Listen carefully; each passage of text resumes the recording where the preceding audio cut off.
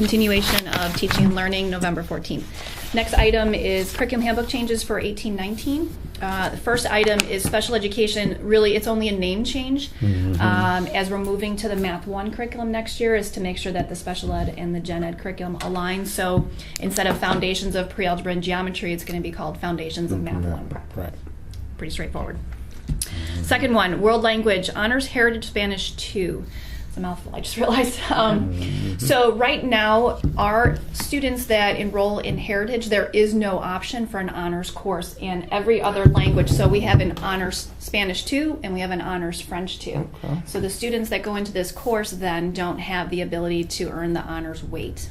And so we felt, and we're at the point now, we have a large population of students going into the Heritage program that we don't want to deter them from not taking the class because they're missing out on that weight. Because the Heritage classes, those are native speakers. They speak Spanish. They speak Spanish. It's not necessarily that they were born in Mexico or a Spanish-speaking country, but that they grew up learning the language. Okay, but so basically, I guess it's a dumb question. Not at all. What is the class teaching them? It's interesting. So think about it. We take English courses to learn how to properly speak English. It's teaching them how to properly speak Spanish. Okay. They know how to speak it, but grammatically, Some of them probably don't know how to write it. Exactly. Okay. Exactly. So think of it in that sense. These students are the ones that go on to, but in addition to our other honor Spanish students, but these students in particular, because they already know the language, most of them end up taking AP Spanish Literature, which is the second AP course. And we did a first year program last year, and we're looking to grow that. So these students have the opportunity to take both AP Spanish courses, which is great. Under Career in Tech Ed, so we are looking to, the Project Lead the Way course, the Introduction to Engineering course this year is running at all 4 buildings with great success. The students are really enjoying it. I believe that they're going to be presenting next week at the board meeting, so I don't want to give away too much. But we're looking to add the second course in that sequence called Principles of Engineering. So we don't expect all the students to take that class because it is a year-long course, just like Project Lead the Way 1, the Introduction to Engineering. So we know we're not going to get, if we have 100 students right now, if we get 2 sections, that would be great. So ideally, we're looking to run it as a district course, but we'll let the enrollment dictate. Right. That's what we expected this year, and we ended up running it all 4 schools, which is fantastic. Yeah. So in order to put that in place, we always look, we're not in a position to continually add without taking things off the books. Right. And we're really taking this opportunity to kind of clean up the course offerings in IT. We have so many classes on the books that aren't running. And the other reality is, too, we don't have the staff able to teach these courses. So 701 and 702, these engineering, drawing, and design for CAD, were already replaced by Introduction to Engineering. So no, we're formally taking them off the books. We don't need them anymore because we have the first Project Lead the Way. So these are probably classes for architects or something? Well, they're teaching you the concepts, not just architecture, but design process. It's using the CAD software. Yeah, it's kind of what they use in architecture or construction, in engineering. So it's teaching that software. We're more concerned about teaching the process of design in the first level. The second level is where we're kind of taking it to that next step, that Principles of Engineering. So the 715 A+ computer repair, we've had some courses running, but now with our retirees, we don't have anybody certified to teach the class. So we're looking to, let's drop it from the books and put students on a path. If you want to do computer repair, we're starting to look at partnering with South Suburban College because they have a great computer program and kind of funneling the students that way. 725 and 726, production technology, we haven't run it in years, so we're just going to remove it from the books. And same thing with technical drafting, that's now being replaced by Principles of Engineering. So we're really trying to scale down what it is we're trying to offer to the students. And also thinking in terms of what our current staff is able to teach. I'm just getting my notes from our meeting. We're looking at developing basically 3 strands. We have our automotive strands, which has been pretty solid for years. So the students take auto mechanics, and then they take the 2-hour auto technology. That's a pretty solid program. Now we're looking to hone in and develop the engineering strand, which is the project Lead the Way. By the way, students that complete right now Introduction to Engineering Design, we have it dual credit through South Suburban College. Students can also go through the University of Iowa and get college credit. So Does that transfer? And it does transfer. Even because it's just University of Iowa? Yes, because they recognize Project Lead the Way as an accredited I had course. read a newspaper article that I thought Northern Illinois was another one of them. Are some of the Illinois schools coming on board? Yes, part of it, we do have that partnership with Northern Illinois, and that is students would start with us. They would go to South Suburban, take their 2 years of courses, and then transfer over to Northern and finish their bachelor's degree. The problem is because of the state of the funding, that alignment is kind of teetering right now. That's why we're teaming up with Iowa. Yeah, it's unfortunate. We hope that it's going to come back into play. So we're focusing on the engineering strand, and then we're working to develop the junior and senior kind of a skilled trades. Instead of trying to offer everything, it's more of an introduction to construction, to building, to get them started, the welding, things of that nature. Show them a taste of what it is, and then give them that next step. Okay, if you like this, you can go to South Suburban College and do this class, and get your certification. Since we building stuff already on the property, it seemed like it would be something they could learn from it. Absolutely. So we're really trying to just pare down and really focus and do what we're offering really well. I think that's Instead great. of trying, right now we're spreading our teachers. We're asking one teacher to teach everything, and then they're not becoming good at anything. So, Okay, right. Kinda the jack of all trades, master of none concept. Right. Okay. Under math, we've been talking about this change for 2 years now. It is coming into play with next year's freshmen. And so these are the courses. We would start off with Math 1 Prep. This is replacing the current pre-algebra. We would still offer the extended. We would have Math 1 for our regular algebra students, and then Honors Math 1. So with all of these courses, it's still being, students are being placed on according to their MAP scores, which the students are taking right now. They just took those feeder schools that don't offer MAP testing. The students came to our schools at early November to take the test, and so once we get the scores from our feeder schools, we start doing identification and the course selection with our incoming freshmen. With respect to the honors, students that qualified for Honors Math 1 have the opportunity to take the Honors Placement Test to see if they would test out of Honors Math 1. And for next year only, we're going to allow students the choice. Either you can take Honors Math 1, or you can go in the traditional route and go to Honors Geometry.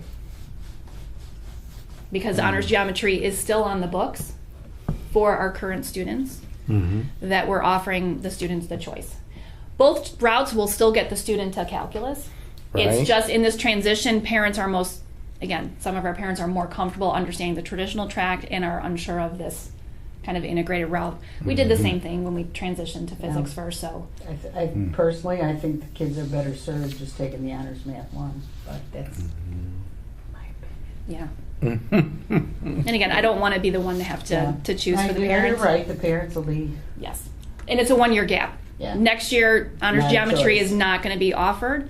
What we would do then for our feeder schools that have math accelerated students, if we have room, they can come over and take Honors Math 1 as an 8th grader and then go into Honors Math 2. Which some of our students now do. They come over and take Honors Algebra, then go into Honors Geometry as a freshman. So in this transition year, we're trying to make sure we accommodate everybody as best as possible, because it's going to be a hard enough change as it is. In PE, we already approved all of the new classes. One of the things, though, we would like to change the name of Competitive Sports and Fitness.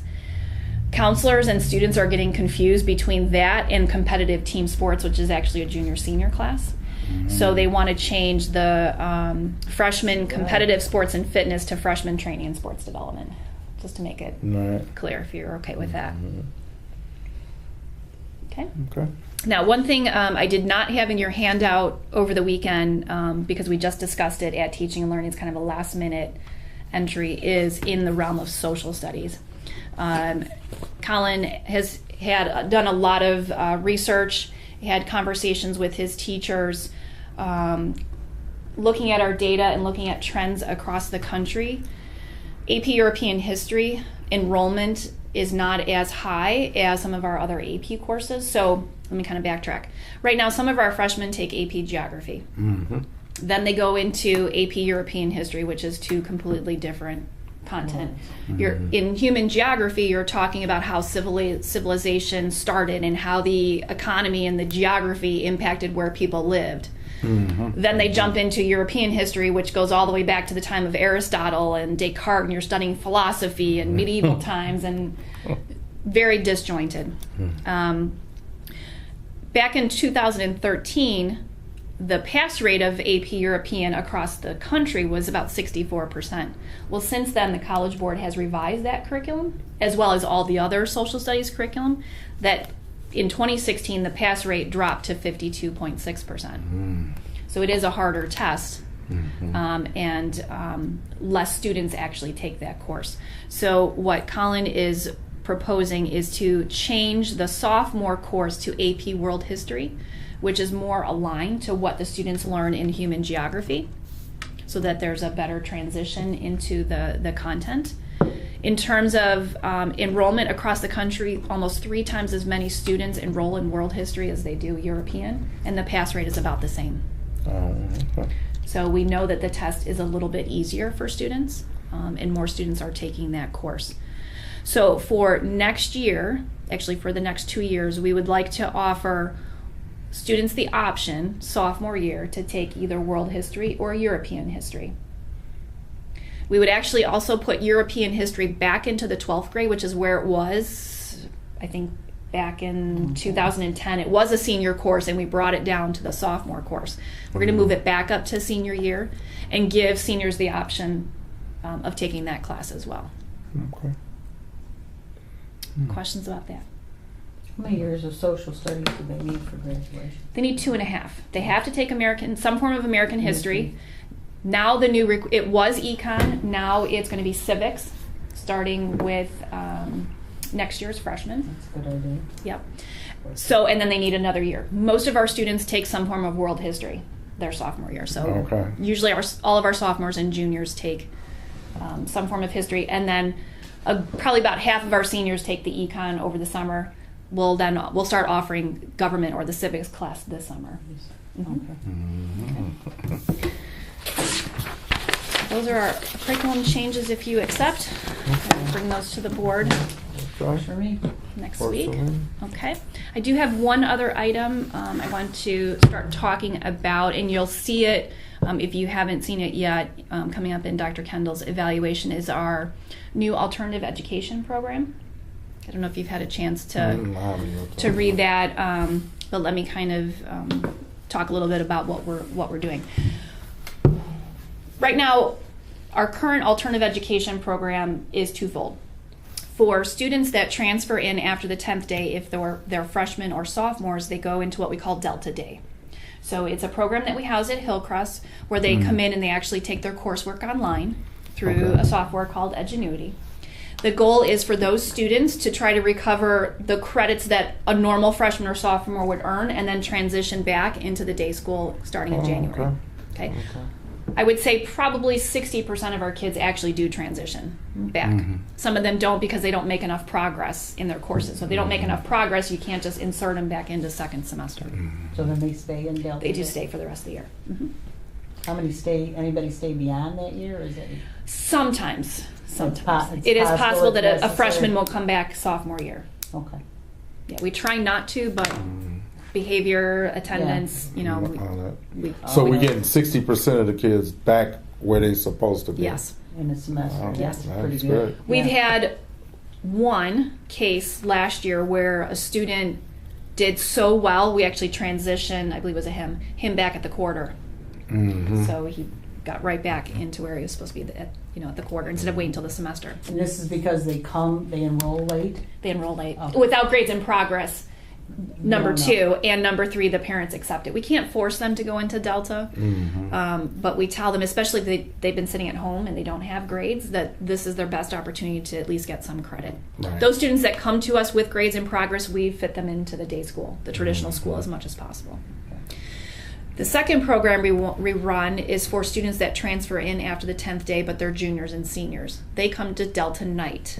So that's run at all 4 buildings, Monday through Thursday from 4 to 8. So they come and take their classes at night. Not only for students that transfer in after the 10th day, it's also for students that don't fit the traditional day school, whether they had a baby or their attendance issues or they have to work during the day, whatever their circumstances is, we try to provide them education at night. That's great. It is. We also added credit recovery. So, for example, the students we talked about today that maybe failed a class, rather than putting them back in the traditional school, come and do credit recovery. In some cases, they could finish because they actually they get tested on their knowledge. So if they recall and can master the material, it actually exempts them, so they don't have to waste their time repeating stuff they already know. They get exempted out of it, and then they just complete the part that they don't know. So some students could actually finish the course in a quarter rather than sitting in the class for an entire semester. Right. Okay. What we're finding, though, is our current Delta program, I feel we're basically just helping the students get a diploma and moving them along the way. I feel like we're not really helping prepare them for that next step. Okay. Does that make sense? We're not really providing counseling, career counseling. We know, we just surveyed the kids, 54% of them plan on going to college, but yet we're not doing anything about it really to help them transition to college. So we've been thinking a lot about our current program. We're also spending upwards of $300,000 on the program, and we're only servicing 100 students. Whoa. So we're looking at all these things of, are we helping our students be successful? Are we helping them transition to a viable post-secondary option? And are we being cost effective? So with all of that, we have grandiose ideas that we're trying to pare down a little bit. What I'm proposing, and I'm hoping that we can at least get the first part in play, is partner with South Suburban College at their Oak Forest campus and move our Delta Night program over to South Suburban College. So it would be one program under one roof that would provide some flexible scheduling based upon the student needs. And we would interview the kids to say, what is it that you want to do? If Evelyn says, I just want to get my high school diploma, awesome. We're going to set you up on Edgenuity. You're going to take the courses you need to graduate here, and we'll help you make sure you stay on track. But maybe Mark wants to go into electronics. Okay. Or go into manufacturing. Or maybe you want to be a phlebotomist and draw blood. Well, guess what? We're going to do a blended program for you, where you're going to take some of your classes on Edgenuity, but now you're going to start taking classes through South Suburban College. This is for juniors and seniors. Yeah. Wow. So a couple of things we're trying to tackle. One, we know some of our students, especially our at-risk kids, are not getting into the college-level math and English classes. They're having to do remedial. So one of the things we're trying to work through with South Suburban College is they're going to provide the remedial math and English to our kids. They wouldn't get college credit, but it would satisfy their high school credit. Right. And then hopefully get them on track into the math course that's going to set them on their path. We're looking at coming up with 4 potential fields of study. So, for example, in the health services, right now, it takes 8 college credits to become a phlebotomist, to work at the American Red Cross and draw blood. Okay. 8 credits. Okay. That's it.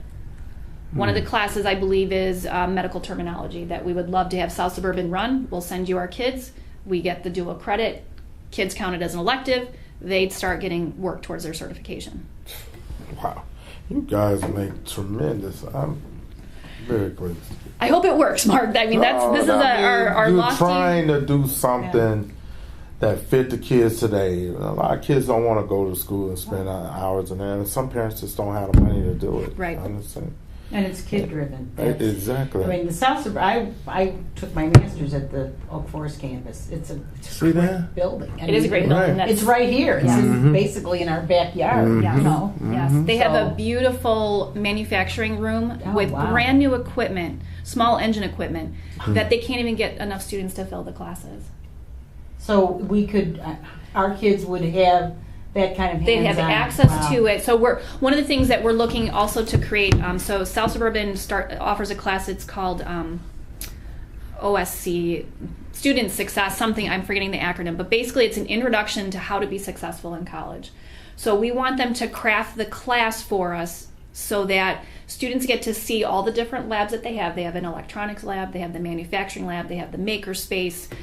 Give them some time to spend in each of those areas just to learn about what potential there is, and then put them through our career practicum course through Edgenuity, geared towards these are the areas of study that you are interested in. So let's go research a little bit more.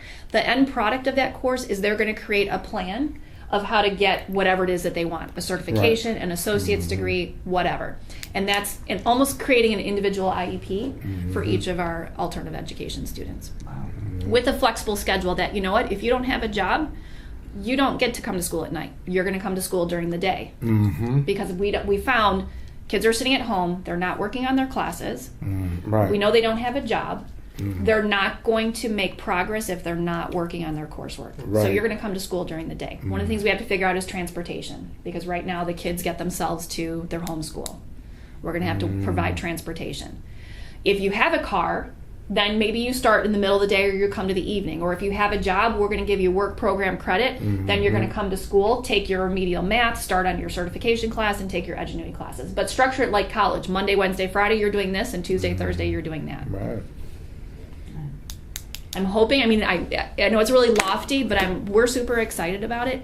That's phase A. Phase B, we were hoping to do all of this at once, but Bill's kind of having us pull back a little bit. Phase B is to pull back some of our students from Project Challenge. So right now we have some special education students that are doing project-based work that we're outsourcing. We can bring those students back in and work at South Suburban College, so they'd be in our little area where they could do project-based learning, do a little bit on Edgenuity, start, maybe some potential certification coursework. And then our fourth room we want to have for SIBS placements, so students that need 1 to 10 day suspension outplacements or 45-day outplacements. Wow. Okay. They would come to us, one place, off campus, either teacher work that's sent over, or we're going to put them on Edgenuity, recover their coursework, and send that back. Which is basically the rise in those places. So instead of spending almost $30,000 a kid, right, they're coming to us.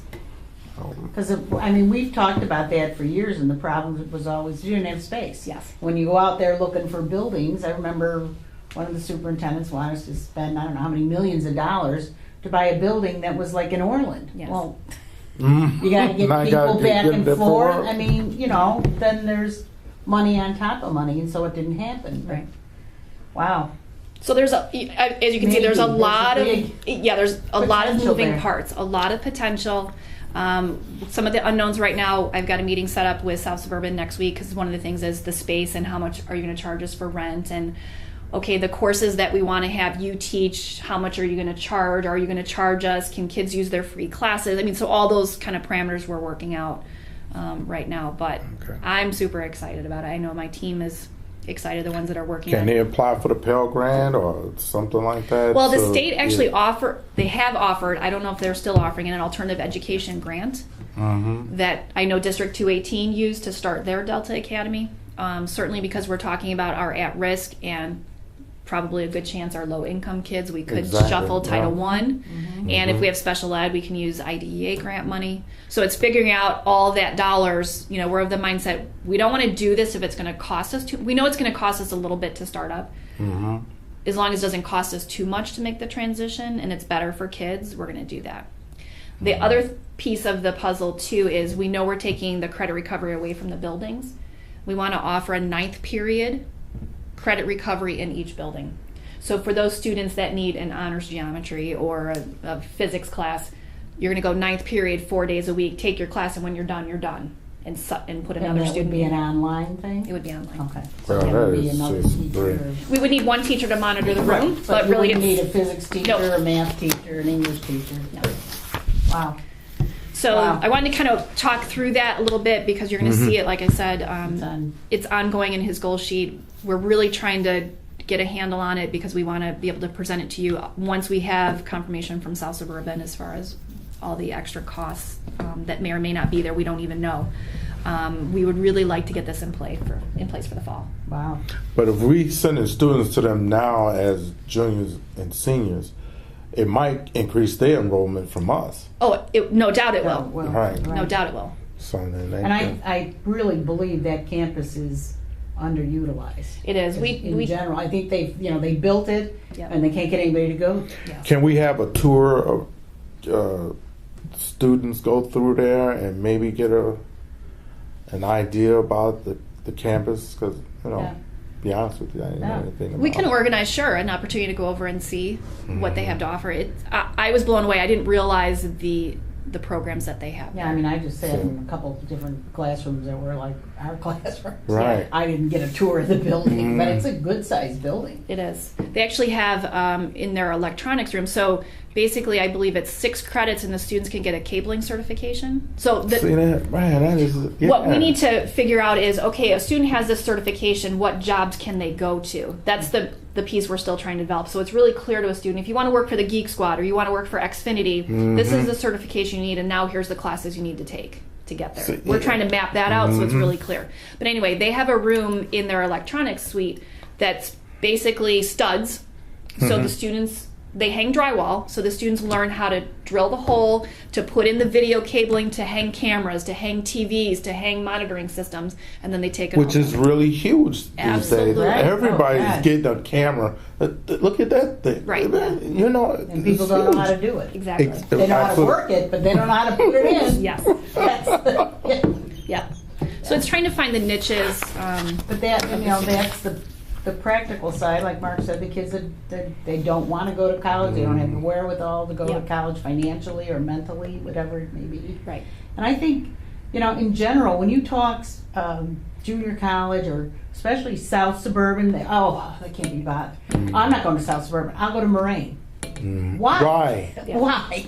Unless they truly don't offer the program, like if you want to go for culinary, they don't have it. So you have to go to Joliet or you have to go to Moraine. Right. Other than that, their programs are viable. We just have to show them the path. And that's Right. part of it is, And I think to get people in to see that kind of Yes. equipment and Yes. stuff, I think people would be blown away. court Just reporting. The state Oh can't my get enough God. court reporters. Now that does require a specific level of talent, and That's tough. but Mm-hmm. the money you can make Oh, as a yeah. court reporter is amazing. Right. And they have the course they offer right at the Oak Forest campus. Really? Yeah. See, Yeah, a so lot of it's- times a lot of kids don't know. I honestly, just even speaking with myself, I kind of bumble through life, Right. and and only now that my dad left when I was 12, so kind of just okay, I'll be here, do this. Went to the military, and okay, what am I gonna do next? Yeah. I have no course or direction. And you have, Yeah. I mean, so many, I'll just go to Bremen. So many of these Hispanic kids, I mean, their parents don't even speak English. Right. They're not talking to them about college. That's coming from Because they don't have the somebody they don't else. have the They don't- background knowledge. I mean, I had the same. My parents didn't go to college. Mhm. They didn't think I needed to go. Women didn't go to college when I was that age. You got married or you became a secretary. Mhm. Sure. But I was lucky enough to get a state scholarship, so I got to go. Wow. But Okay. it wasn't because I was getting pushed by my parents, because they didn't. I think your parents have to be there in order to push your kid to do it. We certainly Exactly. pushed our kids to do it. Mhm. They didn't have a choice. We talked about college from the time they could understand us. Right. Right. Same with mine. Yeah. Right. But many of our students, like you said, don't have They don't that. have that. And so that's where I feel like we're falling a little bit short. I mean, there's only so much time in Delta Night. I mean, not trying to knock on what they've been doing, because we do have counselors. They do try to do DVG lessons. They do take students to college visits. But we also There's only so can't. much you can do. Exactly. If the kids are only coming 4 days a week and 4 hours, are we trying to get them to graduate and get their diploma, or are we trying to do all these other things? There's just not enough time. Right. So we know that alone has I to remember change. Jim Gallagher, he used to be Corey years ago. Mhm. His daughter went to the RISE program. She couldn't handle sitting in a classroom 5.5 hours a day and bouncing from this. She just couldn't do it. Yeah. So she went to where she did everything online, and I believe she went on to college, as far as I know. So it's just We want to meet the kids where they are. Exactly. And And that's that's the main thing, and I am very pleased with what teaching and learning is doing. Thank you. So I just want to see things at least go in there. At least, and I'm happy about the things that's going on with the district. Thank you. So I really hope we can make this work. I think it would be so good for our kids. It'd be a great partnership with South Suburban. The potential there is amazing. And like I said, I didn't even realize until I went over and toured and started putting this together. I'm like, oh my gosh, we could be doing this and this. So part of it is reining myself back But in. credit to you to see that potential and Right. go there and go, whoa. Because you know what, our tax dollars supports that school. Yeah. Absolutely. Well, and when I hear Dr. Hellwig say, you know what, we've got people from the industry needing to take a class and we can't offer it because we can't get enough students. I would love for our students to interact with professionals in the field and see what it's like to take whatever the class is and get that Right. experience. I mean, it'd be amazing. So like I said, I hope at least we can get phase A in motion for next year. But Okay. that would be huge. Yeah. So All right. The announcements is. Do we have a meeting for next month? well, we have it on the books. I'll let you know if we actually need it. Okay. Otherwise, we're adjourned. We adjourned at 7:35. Sounds good. good. All right.